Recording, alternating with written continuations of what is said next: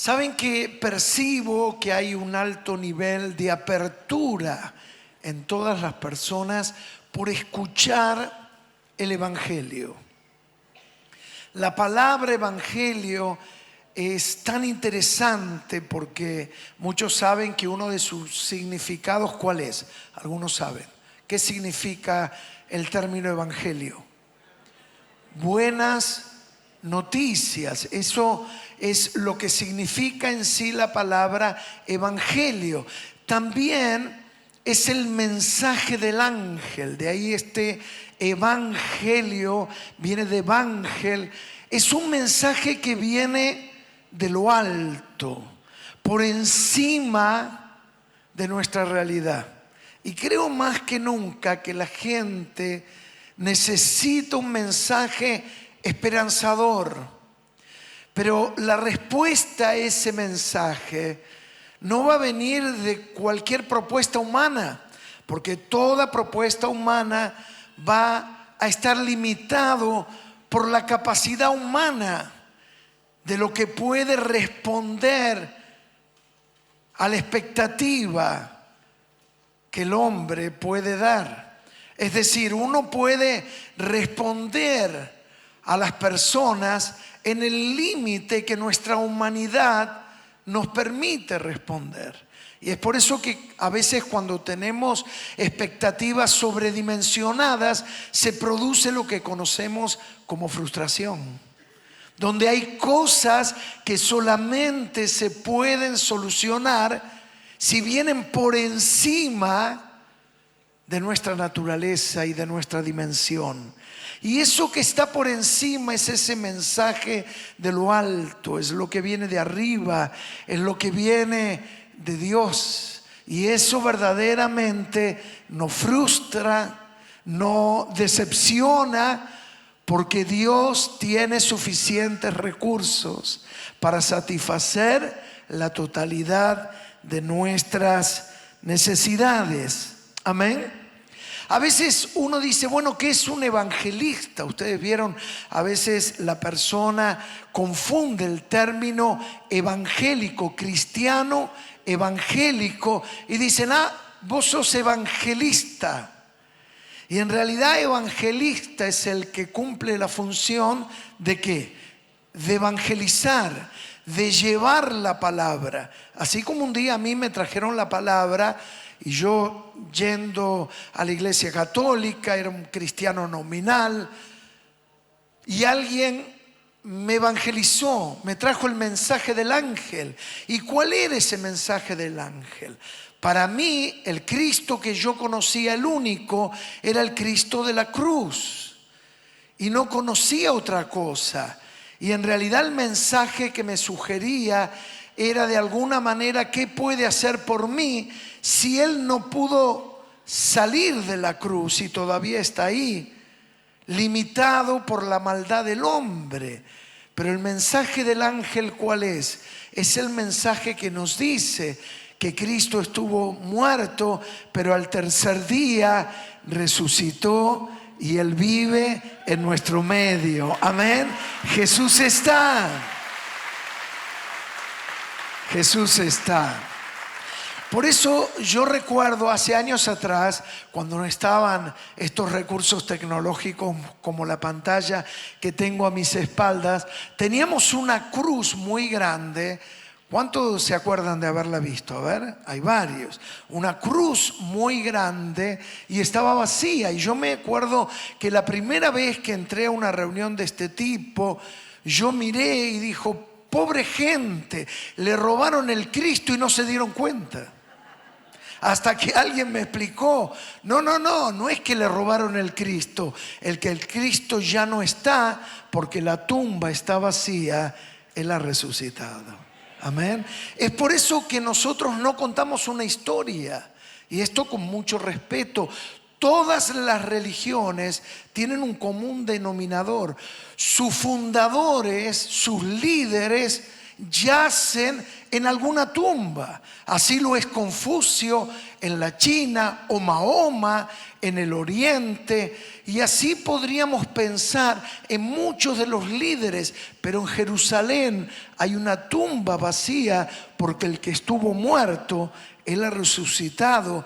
Y nuestra fe es la que nos invita a creer que ahora ese Cristo está conmigo todos los días hasta el fin del mundo. Amén. Y esto es fabuloso. Miren, me acuerdo un amigo mío, él llevó el evangelio hasta Bután. Bután es un país al pie del Himalaya, al norte de la India. Y él fue a predicar donde están los budas, los lamas, y ascendió la montaña al lomo de la mula.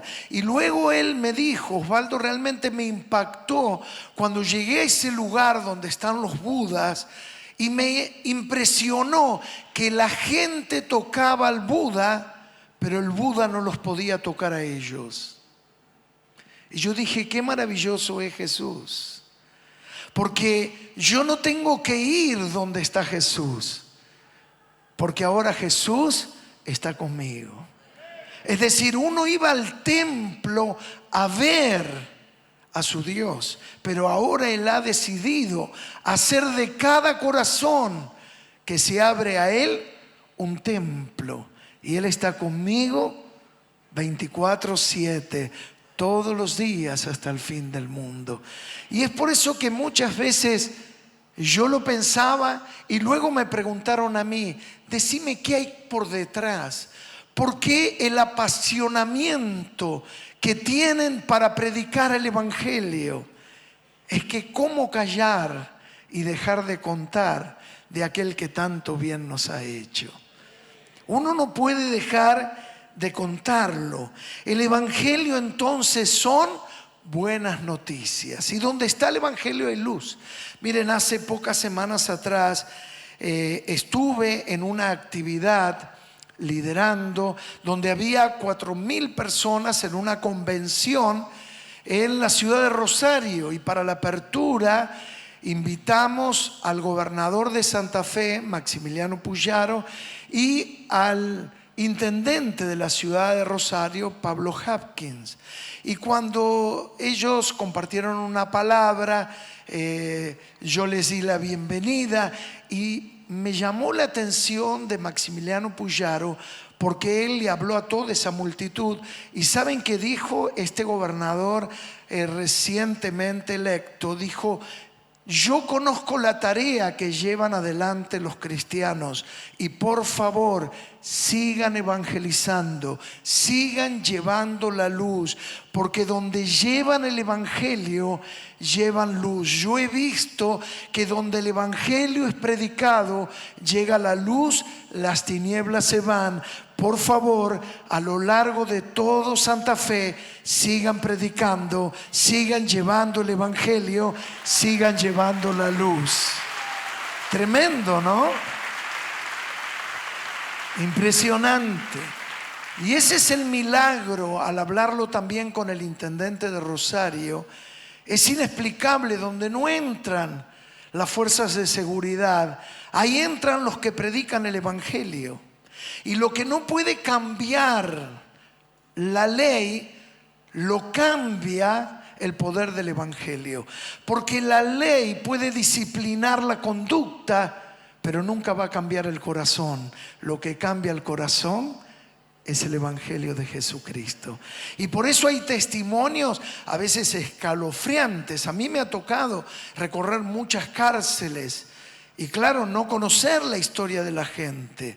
Y el que me llevaba ahí me decía: bueno, ese mató a 8 y estaba con un cuchillo así pelando el perejil. Increíble, yo lo he visto, ¿no? Y uno dice, ¿qué poder puede cambiar esa vida? Y el director del servicio penitenciario me decía: pastor, nosotros tenemos 3 patas en el trabajo con los internos: la universidad, para que puedan estudiar, los oficios y el trabajo que hacen los pastores trayendo el evangelio. Es por eso que el 50% de los internos en las cárceles han sido afectados por el poder del evangelio que transforma los corazones. Bendito sea Jesús. Miren entonces qué dice 2 de Timoteo 4:1 en adelante. Dice: te encarezco, le dice Pablo al joven pastor Timoteo, te encarezco delante de Dios y del Señor Jesucristo, que juzgará a los vivos y a los muertos en su manifestación en su reino. Miren ahora cómo dice: que prediques la palabra, que instes a tiempo y fuera de tiempo, redarguye, reprende, exhorta con toda paciencia y doctrina, porque vendrá tiempo cuando no sufrirán la sana doctrina, sino teniendo comezón de oír, se amontonarán maestros conformes a sus propias concupiscencias, y apartarán de la verdad del oído y se volverán a las fábulas. Pero miren ahora: pero tú sé sobrio en todo, soporta las aflicciones. Y ahora, ¿qué le dice? Haz obra de evangelista, cumple tu ministerio. Timoteo estaba en una ciudad de 500,000 habitantes. Éfeso era una de las ciudades de mayor influencia en aquel tiempo, y le dice a este joven predicador en una ciudad totalmente pagana, le dice: haz obra de evangelista, predica el evangelio. Esa es la herramienta de transformación, la predicación de la palabra. Luego es el Espíritu Santo el que hace la obra en los corazones. Yo no voy a convencer a nadie. Por favor, no trates de convencer a nadie, porque no es una experiencia cognitiva, no es una experiencia de la razón, es una experiencia del Espíritu y del corazón. Y el que hace la obra ahí, el único que puede llegar ahí, es el Espíritu Santo de Dios.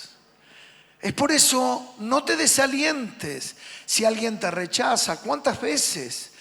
Me acuerdo, y siempre me ha conmovido tanto, yo tuve la oportunidad de ir en el jardín y en el primer grado a una escuela que luego de mucho tiempo, al convertirme, iba a saber quién era ese hombre, porque fue un pastor evangélico.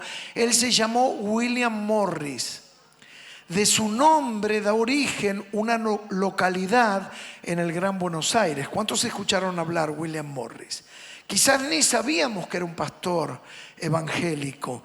Bueno, cuenta la historia que después de Domingo Faustino Sarmiento, William Morris es la persona que más influenció la educación en la Argentina, a través de los orfanatos, a través de las escuelas. Y él predicaba y juntaba dinero para los orfanatos en los comercios del barrio de La Boca. Allí yo fui en el jardín y en el primario. Y cuenta la historia que en una oportunidad entró a un comercio a pedir, y le pidió al comerciante y extendió la mano y le dijo: vengo a pedirle para que me pueda dar para el orfanato. Aquellos que son un poco más grandes, de uno de sus orfanatos se crió Altavista, aquel cómico Minguito. ¿Cuántos recuerdan eso? Vamos, vamos, que voy a pedir documento. Levanten la mano. Muy bien, bueno, Altavista estuvo en uno de los orfanatos de Morris. Entonces él entró a un comercio ahí en La Boca, extendió la mano y le dijo: le vengo a pedir para el orfanato. Y el comerciante, como a veces sucede, yo lo he visto y me ha pasado, rechazan, se ríen, le escupió en la mano. ¿Qué harías vos, no? ¿Qué haría yo? Y él puso su mano atrás Y extendió la otra y le dijo: muy bien, eso fue para mí, ahora deme para los niños. El que predica el evangelio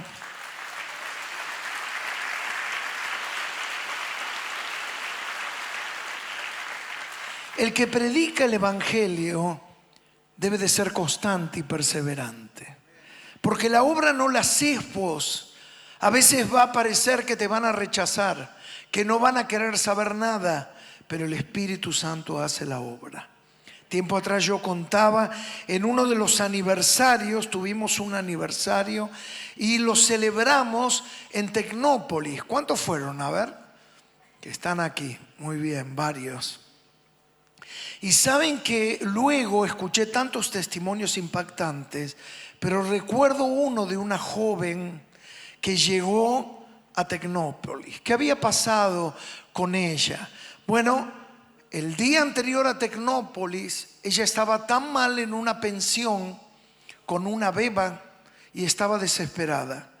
Y había llegado a una conclusión que lo mejor que podía hacer era quitarse la vida. Era algo que venía trabajando. Bueno, cuando uno llega a una decisión de ese tipo, es un desgaste en la mente, en la psiquis, en las emociones de la persona, donde la persona es invalidada en su autoestima y arriba la conclusión que no tiene salida. Y en ese momento participan literalmente demonios que acorralan en los pensamientos a la persona para que la persona crea que la única salida es quitarse la vida. Y ella había arribado a esa decisión, pero estaba la beba. Y entonces dijo: primero voy a sacrificar a la beba y luego me voy a quitar la vida yo. Qué terrible, ¿no? Y tomó la almohada y cuando la va a apoyar sobre la beba para asfixiarla, mira para el costado y arriba el ropero que tenía en la pensión ve una Biblia que se le iluminaba. Y en ese momento tira la almohada y comienza a llorar. Y agarra la Biblia y la abre. Y en la primera hoja tenía una leyenda: querida Elizabeth, siempre que estés en dificultades y en problemas, este libro te va a ayudar. Y siempre estaré a tu lado, tu amiga Adriana, y el celular. Y la llamó desesperadamente y le dijo: Elizabeth. Y se dio cuenta Adriana lo mal que estaba y comenzó a llorar. ¿Qué te pasa? Estuve a punto de hacer una locura. Es que estoy acorralada. Y le habló de Jesús. La visitó y le dijo: mañana te voy a pasar a buscar y vamos a ir a una gran reunión que vamos a tener en Tecnópolis. Y ella vino a Tecnópolis en nuestro aniversario, aceptó a Jesucristo y en ese día abandonó todo deseo de morir, abrazó la vida, abrazó a Jesús y Jesús transformó su historia. Bendito sea Jesús. ¿Vieron? Es muy común en la heladera. ¿Cuántos tienen imanes pegados? A ver, levanten la mano. ¿De qué? Por ejemplo, ¿de qué tenés? Vamos.